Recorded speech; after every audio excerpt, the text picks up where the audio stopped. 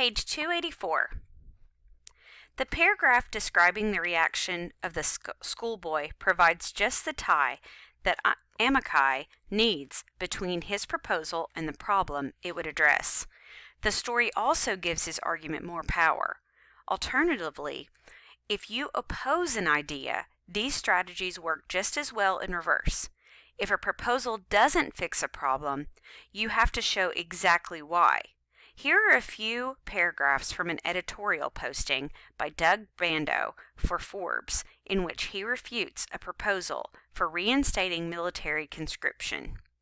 All told, shifting to conscription would significantly weaken the military. New accessions, as the military calls them, would be less bright, less well-educated, and less positively motivated.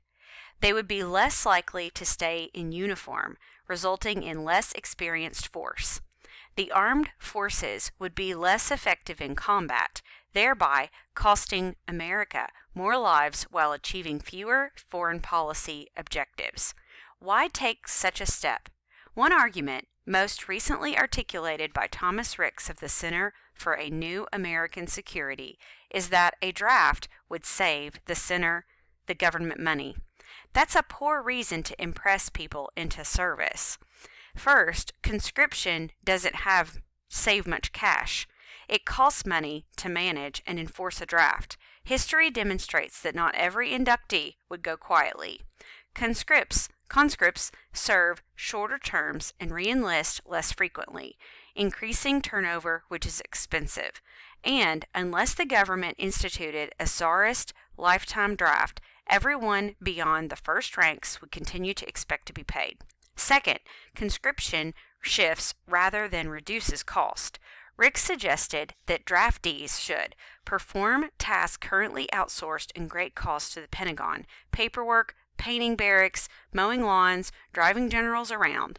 Better to make people do grunt work than to pay for them to do it. Force poorer young people into uniform in order to save richer old people tax dollars. Ricks believes that it is a good reason to jail people for refusing to do as the government demands. The government could save money in the same way by drafting FBI agents, postal workers, Medicare doctors, and congressmen. Nothing warrants letting old politicians force young adults to pay for Washington's prolificacy. Moreover, by keeping some people who want to serve out while forcing others who don't want to serve in, creating a veritable evasion industry along the way, conscription would raise total social cost. It would be a bad bargain by any measure. Doug Bando, a military draft would revive a very bad old idea. Finally, if your own experience backs up your claim or demonstrates the need or problem that your proposal aims to address, then consider using it to develop your proposal, as John Amici does in addressing his proposal to Kobe Bryant. Consider the following questions in deciding when to decide your own experiences in showing that a proposal is needed or will in fact do what it claims. Is your experience directly related to the need or problem that you seek to address, or to your proposal about it?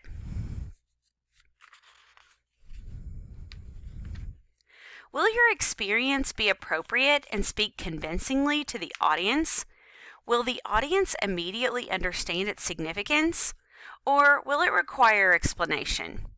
Does your personal experience fit logically with the other reasons that you're using to support your claim? Be careful. If a proposal seems crafted to serve mainly your own interest, you won't get far. Showing that the proposal is feasible. To be effective, proposals must be feasible. That is, the action proposed can be carried out in a reasonable way. Demonstrating feasibility calls on you to present evidence from similar cases, from personal experience, from observational data, from interview or survey data, from internet research, or from any other sources, showing that what you propose can indeed be done with the resources available. Resources available is key. If the proposal calls for funds, personnel, or skills beyond reach or reason, your audience is unlikely to accept it. When that's the case, it's time to reassess your proposal, modify it, and test any new ideas against these revised criteria. This is also when you can reconsider proposals that others might suggest are better, more effective, or more workable than yours. There's no shame in admitting that you may have been wrong. When drafting a proposal, ask friends to think of counter-proposals. If your own proposal can stand up to that challenge, it's likely a strong one. Considering design and visuals. Because proposals often address specific audiences, they can take a number of forms: a letter, a memo, a web page, a feasibility report, an infographic, a brochure, a prospectus, or even an editorial cartoon. See Andy Singer's No Exit item on page 283. Each form has different design requirements. Indeed, the design may add powerfully to or detract significantly from the effectiveness of the proposal. Typically, though, proposals are heavy in photographs, tables, graphs, comparison charts, and maps, all designed to help readers understand the nature of a problem and how to solve it. Needless to say, any visual items should be handsomely presented. They contribute to your ethos. Lengthy reports also usually need headings, or, in an oral report, slides that clearly identify the various stages of the presentation. Those headings, which will vary, would include items such as introduction, nature of the problem, current approaches or previous solutions, proposal, recommendations, advantages, counterarguments, feasibility, implementation, and so on. So before you produce a final copy of any proposal, be sure its design enhances its persuasiveness. A related issue to consider is whether a graphic image might have readers understand key elements of the proposal, what the challenge is, why it demands action, and what exactly you're suggesting, and help make the idea more attractive.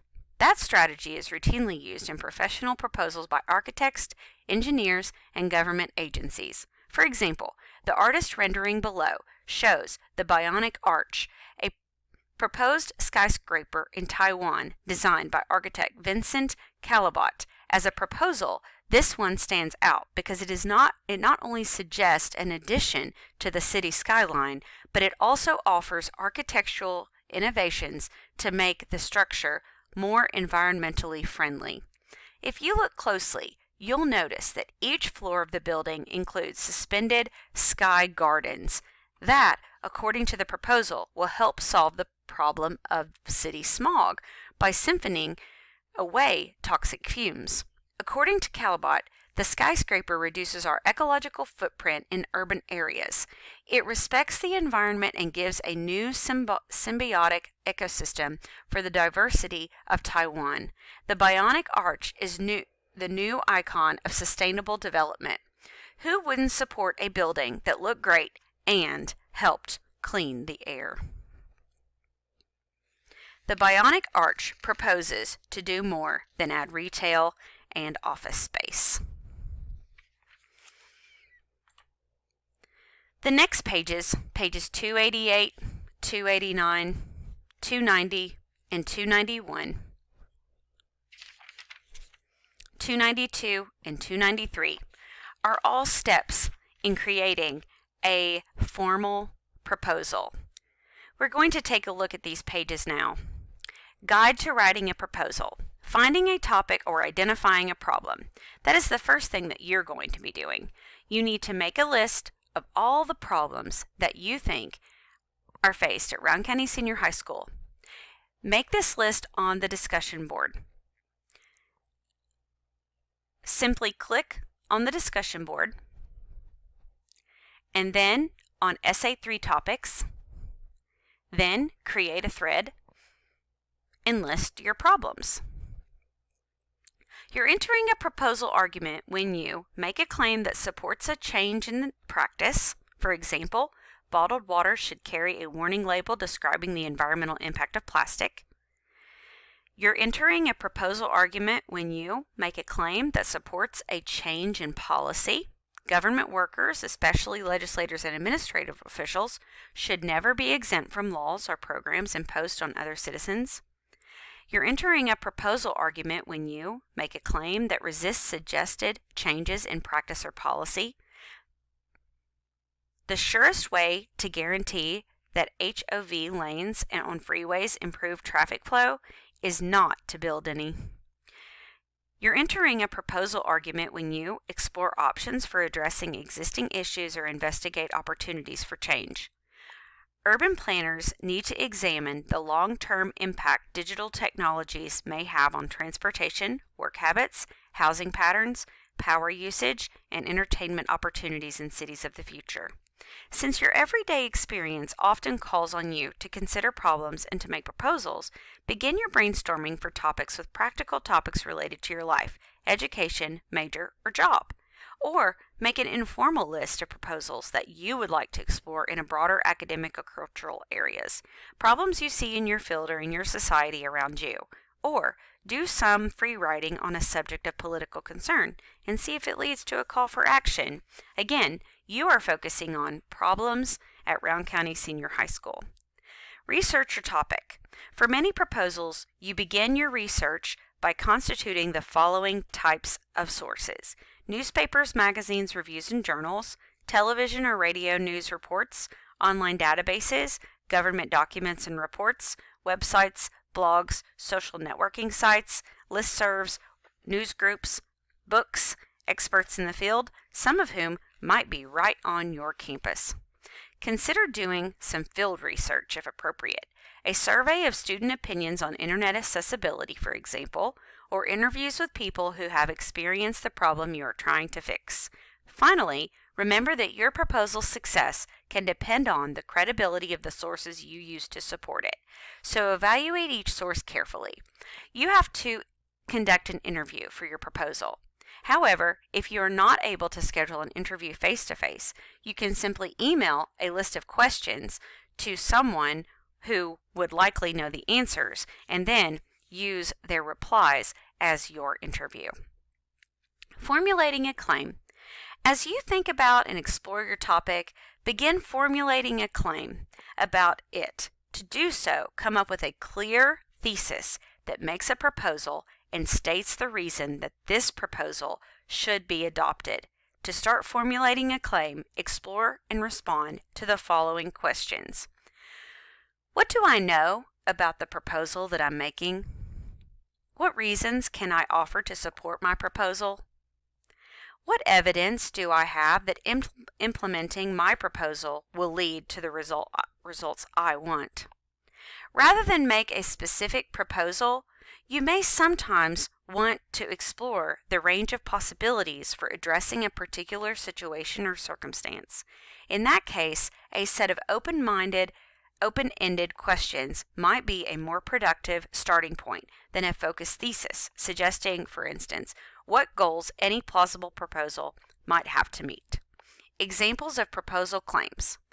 Because lowering the amount of fuel required to be blended with ethanol would lower greenhouse gas emissions by millions of tons and decrease land use that is releasing unhealthy amounts of carbon into the atmosphere, the EPA proposal to reduce ethanol produced from corn should be adopted. Every home should be equipped with a well-stocked emergency kit that can sustain inhabitants for at least 3 days in a natural disaster. Congress should repeal the Copyright Extension Act since it disrupts the balance between incentives for creators and the right to the public to information as set forth in the U.S. Constitution. To simplify the lives of consumers and eliminate redundant products, industries that manufacture rechargeable batteries should agree on a design for a universal power adapter.